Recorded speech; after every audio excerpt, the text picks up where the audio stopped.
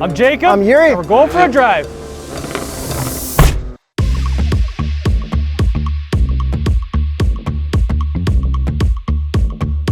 '20 BMW M4. Cabriolet with launch control.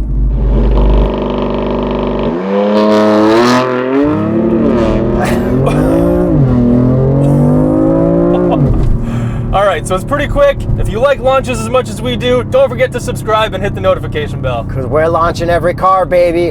Horsepower and torque. 450 horsepower and 406 pound-feet of torque from a twin-turbo 3-liter inline 6. So is that the same engine from the BMW M3 CS we drove earlier last year? Actually, it is. This is the S55 engine code, which is in the M3, the M4, and the M2 competition. You know what I noticed about this car? What's that? I feel like we're doing a retro review because this one has the old infotainment, it's got the old shifter, it's got the old gauges, but they're making like a brand new 3 Series that you can talk to nowadays. Yeah, and the outside, it's got the old headlights, the old grille, the old body lines. I kind of even like it more than the new ones. So do I. So what do you want to get into first? I want to talk about this horsepower, torque, and sound. Hit me with it. Okay, so this pulls pretty hard. I'm going to downshift in a second and send it. Pretty good is what I'm going to say because we've recently driven the M340i. And I think that pulls almost as hard as this does. Yeah, that one definitely feels, I think, faster. Yeah, so the crazy part is this does 0 to 100 kilometers per hour in 4.4 seconds, and the M340i also does it in 4.4 seconds. It also has xDrive, and this is rear-wheel drive. But I mean, I guess this is kind of an older car. It is. It's been around for a while, and that's the new one, so like it should be faster. It's just really impressive to see what they've done with an M Performance model in the new generation, and I can't wait for the new M3, M4s in the new generation, because that's going to be crazy. Now I'd like to talk about that exhaust sound. It's not my favorite. I think the M3 CS sounded way better.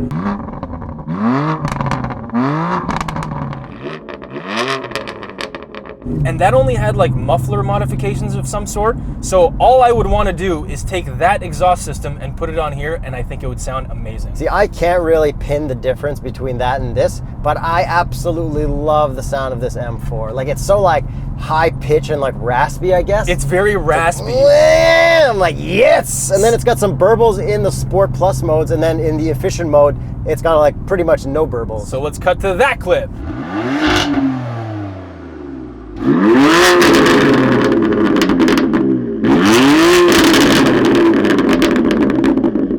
You're right about the burbles. This definitely has more burbles and pops than the M3 CS, but I think the CS had a better tone and it was a little bit deeper, so I like that more. Then how about the sound of this M4 compared to the Z4 that we drove?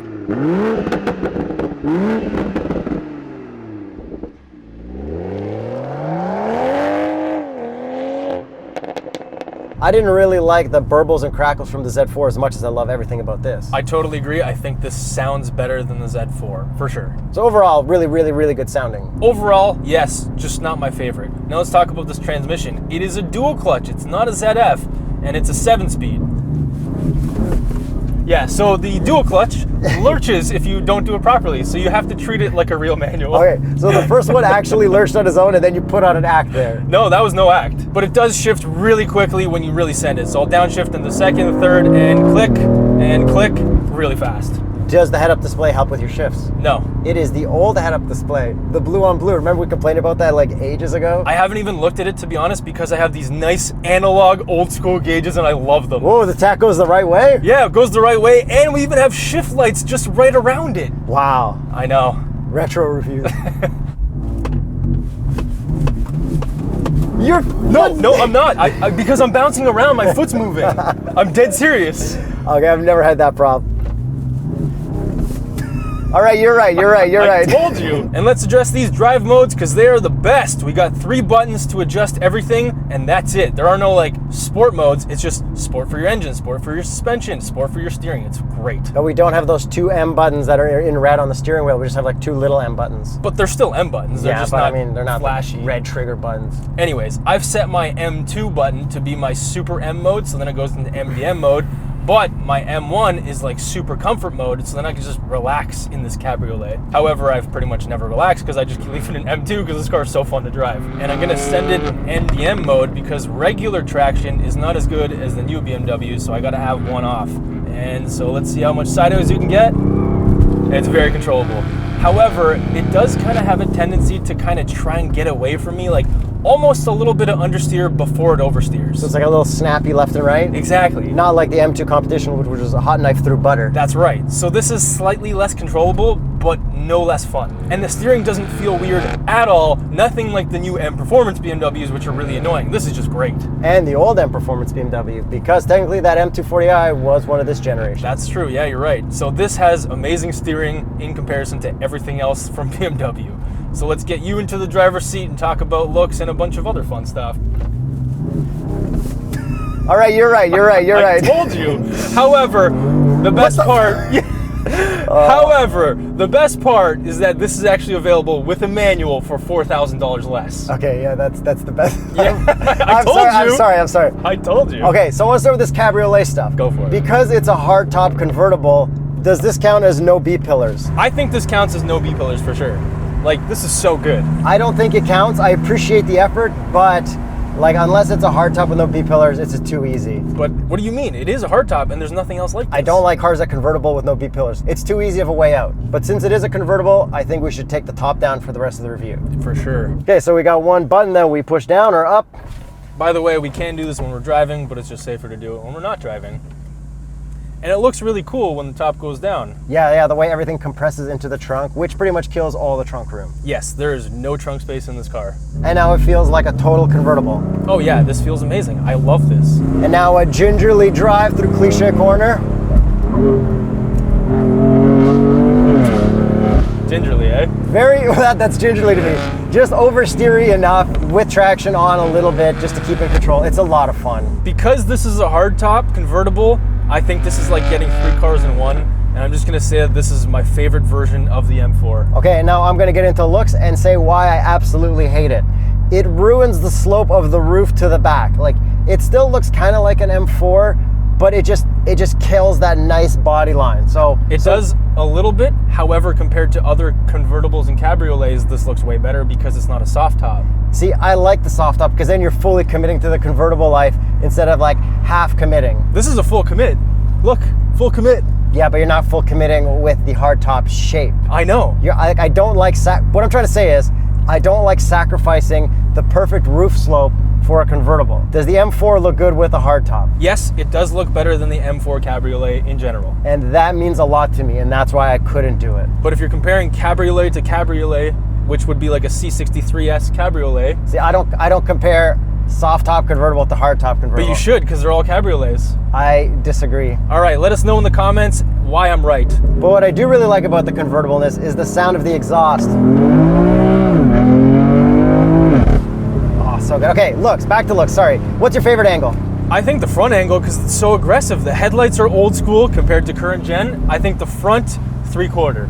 Okay, I love the front end. I think it's the BMW look for me. You know when people have a BMW that like they grew up with? Yes. For me, this one was the one that made the most impact growing up as a car guy. Really? Well, like I didn't really care about BMWs before I started doing this stuff.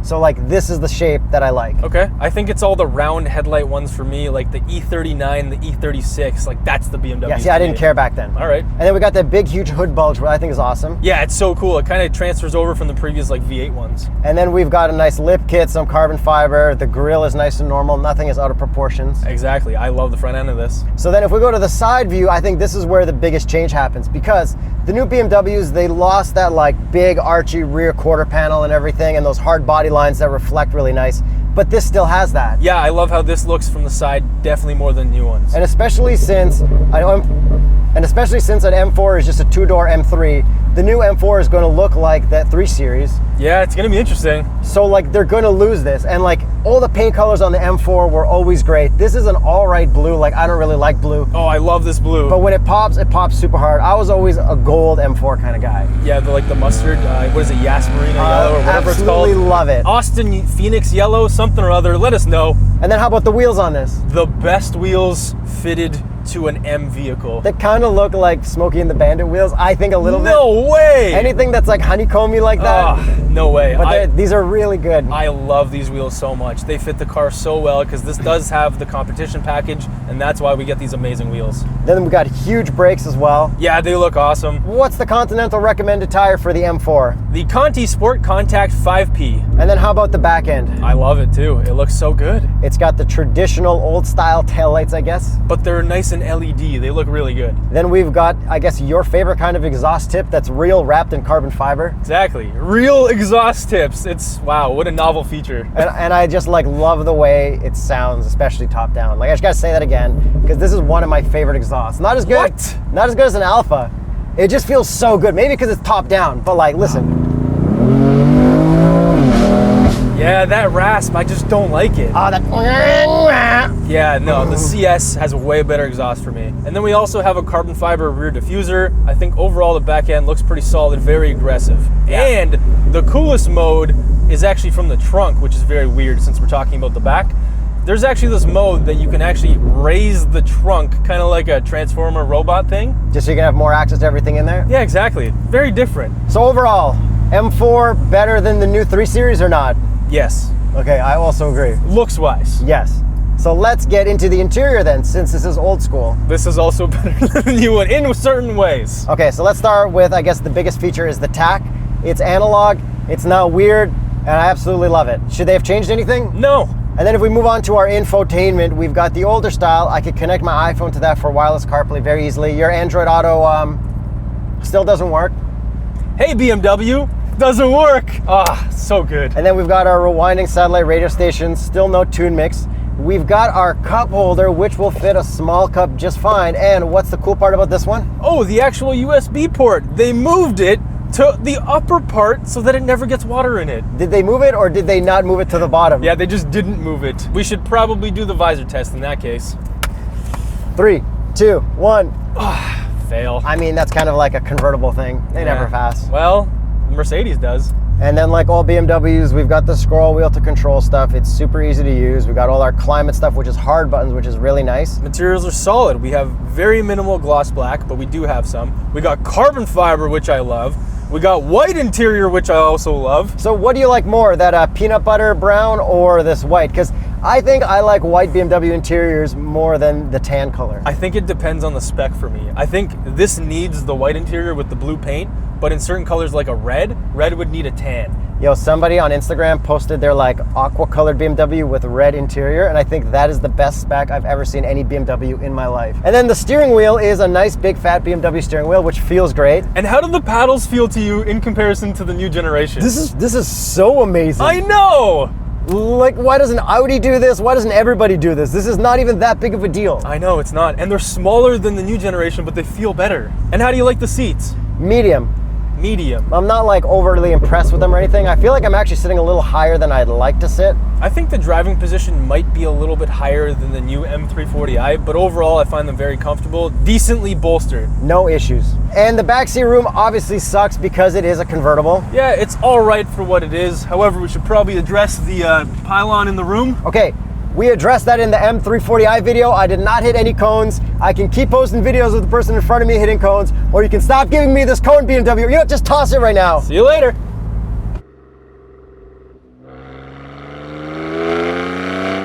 And then what's also weird about this with the old infotainment is we've got a 360 camera, but we don't show a reverse at the same time, and we've got lines to make the stitch. It is very weird compared to the new generation. And then when you just push the camera button, we've got like 2 little cameras at the front wheels that point forward. Like, I don't know what it's doing. That's something that they made a big improvement on in the newer ones. It's really cool to see what they got right in the new models versus what they got wrong, and what they changed and why they changed it. Especially since it all exists at the same timeline. Yeah, because this is a 2020 and we've also driven the 2020 M340i, which are completely different. But I guess Mercedes-Benz does the same thing with like their GLAs when they've got like the brand new stuff coming out too. Every manufacturer does it. It's just funny to drive it back to back almost. So that's it, right? Pretty much. Let's get to the price. This one starts at $89,000. Canadian. This one has the $26,000 Ultimate Package with $895 worth of paint as well for $115,895. So what does the Ultimate Package include? Way too many things to list.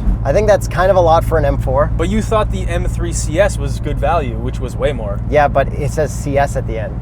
Okay. Which we still don't know if that's competition sport or club sport. Didn't we find that out in Germany? We found it out, but we forgot it. Yeah, we did forget. Because that's a limited edition. So for this, like, I don't feel like you need to get a limited edition version of this or like an extra package. I think this is overall my favorite M4 because, like I said, you get 3 cars in one. You get a convertible, you get a hard top, and you get a no B-pillar adventure. I love it. See, I think it's the opposite because you get an ugly hard top, the convertible part is nice, and you get a fake B-pillar. So I think you should stick with just the hard top. I think because of the hard top, I love it so much that I would actually take this over C63S convertible or an S5 convertible just because those are in soft tops. Really? Yeah.